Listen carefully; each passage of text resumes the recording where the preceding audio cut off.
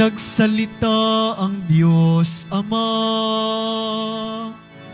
ang anak kong sinisinta ay narito, dinggin niyo na. Alleluia, Alleluia,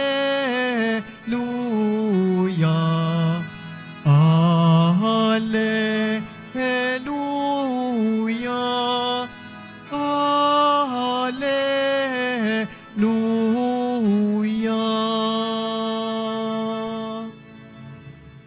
Sumainyo ang Panginoon. At sumaiyo rin. Pagbasa sa banal na ebanghelyo ayon kay San Marcos. Papuri sa iyo, Panginoon. Noong panahong iyon, sinabi ni Juan Bautista sa kanyang pangaral, "Darating na kasunod ko ang isang makapangyarihan kaysa akin, ni hindi ako karapat-dapat na magkalag ng tali ng kanyang pangyapak. Binibinyagan ko kayo sa tubig, ngunit bibinyagan niya kayo sa Espiritu Santo." Hindi nagluwat, dumating si Jesus mula sa Nazaret, Galilea, na siya'y bininyagan ni Juan sa Ilog Jordan. Pagkaahon ni Jesus sa tubig, ay nakita niyang nabuksan ang kalangitan at bumaba sa kanya ang Espiritu na gaya ng isang kalapati. At isang tinig ang nagmula sa langit, "Ikaw ang minamahal kong anak, lubos kitang kinalulugdan."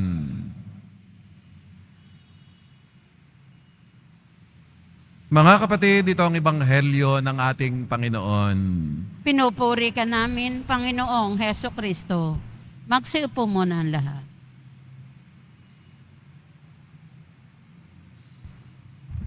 Good morning po sa inyong lahat. At mga kapatid, 3 araw bago ang kapistahan ng Nazareno 2024, tayo ay nagkakatipon ngayong umaga kasama ang ating mahal na ina, ang Birheng Maria.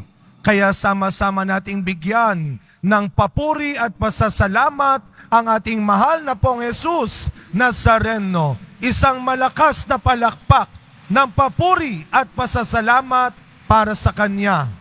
Batiin natin ang mga katabi natin. God bless you. At ito naman po ang hinahangad nating pare-pareho. Kaya po tayo nagpupunta sa simbahan na ito dahil tayo ay naniniwala na pagpapalain tayo. Amen. At kayo po ay malugod naming binabati sa inyong pagpunta, pagsisimba sa ating Minor Basilica at National Shrine na Itim na Nazareno. Kasama natin ngayong umaga ang ating bisitang pari, Monsignor Albert Salonga. Palakpakan po natin si Monsignor Albert. Nung ako po ay bagong pari, 2009 siguro, ako po ay na-assign sa Espiritu Santo sa Tayuman at siya ang aking parish priest. No, kaya basically, yung pundasyon ng aking pagkapari ay natutunan, nakuha ko rin sa kanyang mga naging halimbawa. At ngayong bagong taon, bilang mga deboto ng Poong Nazareno, siguro yon ang ating misyon ngayong bagong taon. Maging mabuting halimbawa tayo sa isa't isa. Yung tayo ay maging saksi, patotoo, sa kabutihan, sa awa, sa pag-ibig ng Poong Nazareno. Yan ang narinig natin sa ating unang pagbasa sa sulat ni Juan.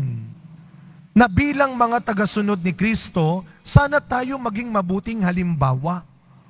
Sana tayo ay magbigay ng tamang halimbawa sa iba. Ako po ay sagot ng sagot sa mga tanong ng mga kapatid natin sa media. Sa totoo lamang po, ito ang pinagdadasal ko, na sana nga ho, na yung pagdating sa seguridad, sa disiplina, magpakita po tayo ng tamang halimbawa sa iba. Huwag tayong magpagaya sa iba ng mali. Lalo na kapag tayo po ay nagsusuot pa naman ng uniforme ng Nazareno, meron tayong kwintas ng Nazareno, meron tayong hawak ng Nazareno, pero ang ugali natin, hindi makakristyano, hindi makatao. Malabo yun. Malabnaw yun. Hindi totoo yun. Kaya nga ito ang maging ipagdasal natin ngayong bagong taon, na sana tulungan tayo ng Diyos upang isang araw, kagaya ng magandang narinig natin sa ating ebanghelyo ngayon, nung ipakilala ng Ama ang kanyang anak, sana isang araw tayo rin. Pag tinitignan tayo ng poong Nazareno, sana ang nasasabi niya, ito ang minamahal kong deboto. Lubos ko siyang kinalulugdan. Kaya tanungin natin ang sarili natin, sa tingin ninyo, pag magtutulakan tayo, pag mag-uunahan tayo, pag magsisigawan tayo, pag magsasakitan tayo, pag maglalamangan tayo, so anong sa tingin ninyo? Matutuwa kaya ang poong Nazareno? Masasabi niya kaya, yung kayang ginagawa natin pagtutulakan, pag-aapakan, pag-uunahan, kinatutuwa ng Diyos yan? Malabo. Hindi siguro.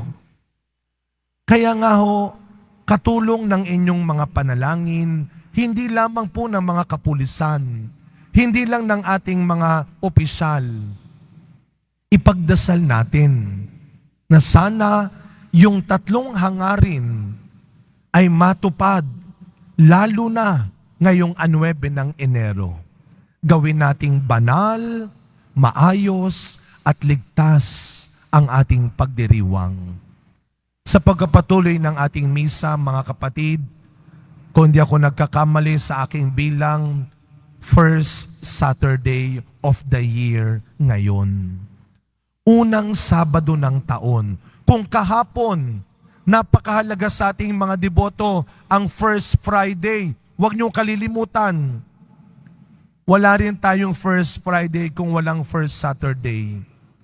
Dahil ang araw ng Sabado ay inilalaan naman natin sa nanay ng poong Nazareno, kay Maria. Kaya kung tayo ay mga deboto ng poong Nazareno, mamahalin natin si Maria. Dahil kung ako bilang isang batang pari natuto kay Monsignor Albert, kung kayo bilang mga anak may natutunan kayo sa magulang ninyo, may natutunan kayo sa mga naging teachers ninyo, dapat mahalin natin si Maria dahil bilang taong totoo, natuto si Jesus sa kanyang nanay kung paano maging mapagbigay, maarugain, maawain, mapagmahal. Sa misang ito, kasama ni Maria, ngayong bagong taon, dagdagan natin ang lakas ng loob, ang kabutihan ng loob, upang tayo ay tunay na maging debotong minamahal at kinalulugdan ng Diyos. Amen.